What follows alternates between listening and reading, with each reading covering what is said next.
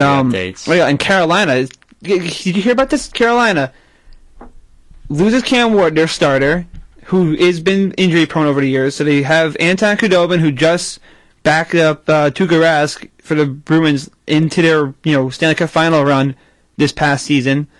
So they acquired him off of free agent. He is hurt, and Justin Peters just filled in the other day and got shelled pretty badly. Now he's not hurt though, right? No. Peters. But they've depleted. But they have our AHL guy is up, backing up Peters right now. Yes. So now that Carolina's a little undermanned, lo and behold, to get to on a tryout contract, they signed the man, the myth, the legend, Rick DiPietro. That's how desperate it has gotten in Carolina. That is how desperate it has gotten in Carolina right now. That they need to go and reach out to Rick DiPietro, because they have literally nowhere else to turn right now. Yeah, not a bad move, though. It's not a bad move. You get him on the cheap, and he's on an AHL tryout, so it's really low-key. But so I would think they would make a run at Brizgalov first, who's playing with the Las Vegas ECHL team. Is he still there, or did he get dropped? I believe he's still there. Okay, I wasn't sure if he got dropped or not. But looking at DiPietro, though, the one thing I look at with DiPietro is that Brizgalov has options at least abroad. DiPietro wants to be here, as far as I know.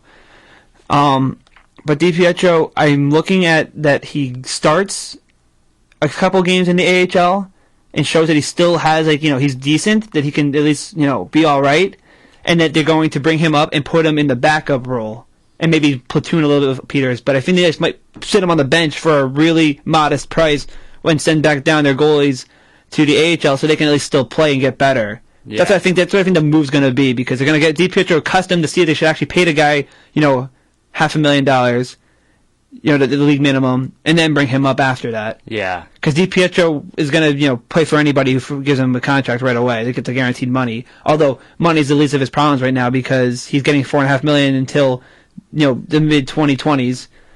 So pretty nice. It's a good deal for him, but he still wants to play. Like any hockey player wants to still play and prove that they can. He wants to prove a lot of doubters wrong, and I'm not sure how much he still has in the tank to prove them wrong. But getting this contract is a big deal to him, and I think it could work out for Carolina, especially just to sew it together. Yeah. Because I'm not sure what they're gonna do with DiPietro once their Ward and Khudobin come back, but if it's worth the risk, I think Carolina's done a good job, running their team. I just don't think the talent that they've brought to their team has, lived up to their potential. I think it's just defensive depth there. I mean, that's true. I think they have a top two lines there. Like they do. It's like the old Capitals. They have the top two offensive lines. It's just the defensive depth that's killing them. Yeah, including the goaltender position. It's kind of like they need to go into this transition now, because Ward has been there forever, on his way out, and it's not exactly clear who's going to be the new starter after Ward, but it kind of reminds me of the old Rangers, just living out the glory years of the Cup. Mm-hmm. So that's that with Carolina. I think it stinks, because when you hear Rick DiPietro, you can't help but snicker a little bit. But yeah. I mean, another Milbury's mistake. I think because they hit high on Alexander Semin.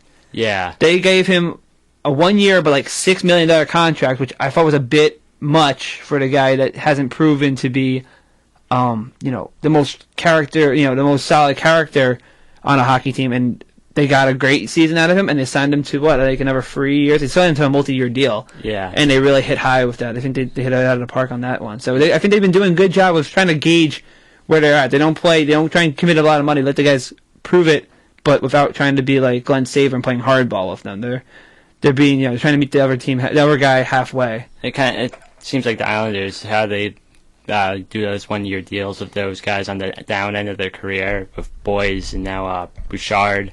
Mm-hmm. Yeah, they resurrected Boys' career.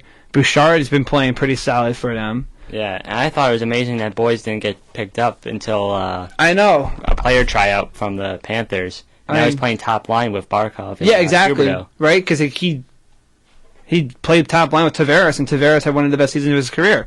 Yeah.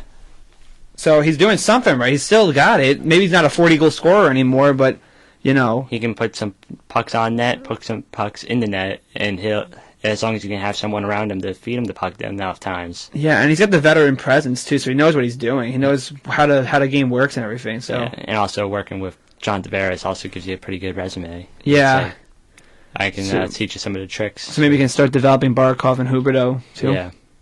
So it's a good, for Florida, too. But that's the end-all, be-all is just kind of like, Florida's another team that might be in need of a goalie, along with the Islanders. Is Florida really floundering that much? Like, how has Thomas looked? Tim Thomas has been on the IR twice already this year. He's on it right now. All right, that's why I haven't heard about him. Yeah, Markstrom and I don't remember the backup goalie. Markstrom's been playing a bit. He's been playing a lot in relief too. Oh my gosh, yeah, because they've just been getting walloped. Yeah, and another thing about the Islanders, apparently Nabokov, I've read from a few guys, has been slowing down like significantly. That's interesting because he was such a steady guy for them the past couple of years, and now, I mean, it's bound to happen, obviously, but it's just like you think it's really starting to hit all at once, like right now. Yeah, and with Miller being on the block potentially, I think the Islanders have enough prospect depth to maybe make a move for him. Yeah, that's true. Not really the best idea to trade within your conference, but when you get a goalie caliber of Ryan Miller, it might not be something to sneeze at. Again, it's because that's what they've been doing so well, is be getting to Lubomir Visnovsky in a trade for cheap, getting Cloud Clutterbuck for their team, getting Pierre-Marc Bouchard, getting these guys that, seem to have, gone out of their prime and, putting them in a good situation with some pretty good young talent and getting their careers back on track. Yeah, and other goalies that might be on the market for the Islanders potentially a move to is Jonas Hiller in Anaheim. That'd be interesting. With Victor Fast on the IR right now, Fredrickson has been playing a bit too for. Oh man, he got a multi-year deal now with Anaheim. They just signed him? Yeah, that's interesting. They did the same thing with Fast last year after 10 games. Yeah, and they still have Gibson, top goalie prospect right now. Yeah, so they got a lot of. They could trade him and get something in return. That'd be interesting. That's interesting. And Hiller's still pretty good. I mean, he's the top goalie from Switzerland, and right, exactly. He's been a workhorse for the Ducks for a while now. He's used to putting in 70+ game seasons. Yeah. Not as much now. I mean, Fast kind of really helped their chances, which is why I thought Anaheim could be really lethal this year, but a little inconsistency right now. Yeah. To go back to Florida, Clemenson is back down in Florida. Oh, okay. So he was the guy, but he didn't play. So he only played 10 minutes, and he gave up 6 goals or something bad. His save percentage is .750. So I think that was another Markstrom mop-up job. So yeah, I think it might be a good time to head to a music break and commercial break. So we'll do that. And we'll reboot for the second half of the show. So this is trying to get it to work here. It says no disc is in there. So let me get this. Jack, you want to find something else to talk about really quick? Yeah, I'll just update everyone on the scores. There you go. Let me get the scores up. Okay, Florida, Tampa tied 3-3. Anaheim, Columbus tied at 2-2. And earlier today, San Jose won 5-2. Awesome. We'll go down. We'll take a look at those stats and break down those games when we get back. Here is Zach Bellis, and this first one is called Nevermind.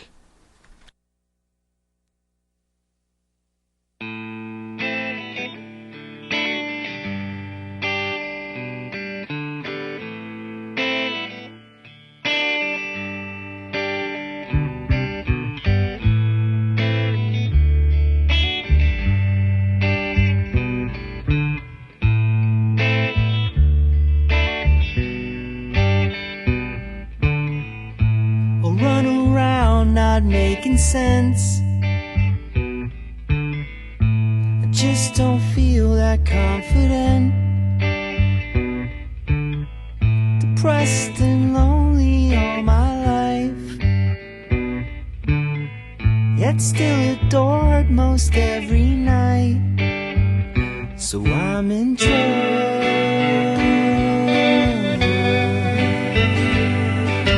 It happens all the time.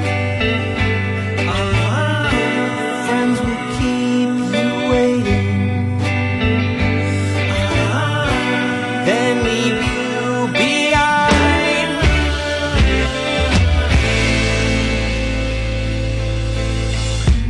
Never mind, never mind. Never mind, never mind. Never mind, never mind. Never mind, never mind.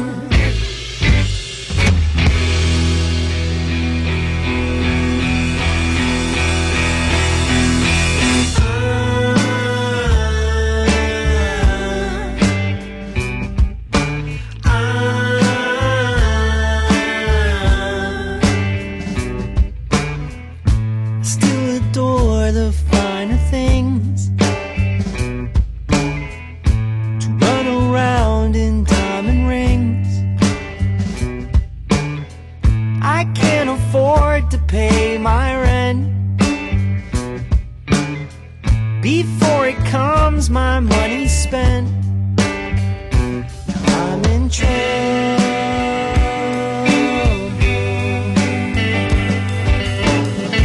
It happens all the time. Should be awful nervous. Never crosses my mind.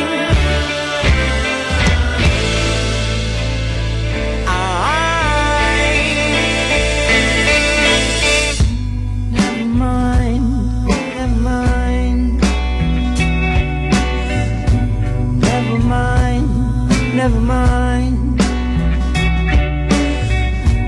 Never mind, never mind.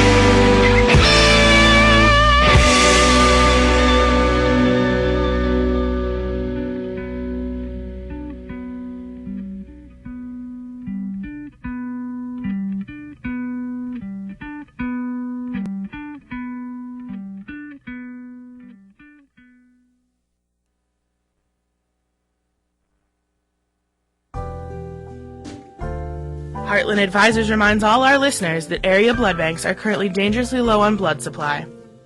If you are a donor or have considered being one, we need your help now. 4 people will benefit by just 1 unit of blood. Donating is one of the greatest gifts you can give and the best way to save lives in your community.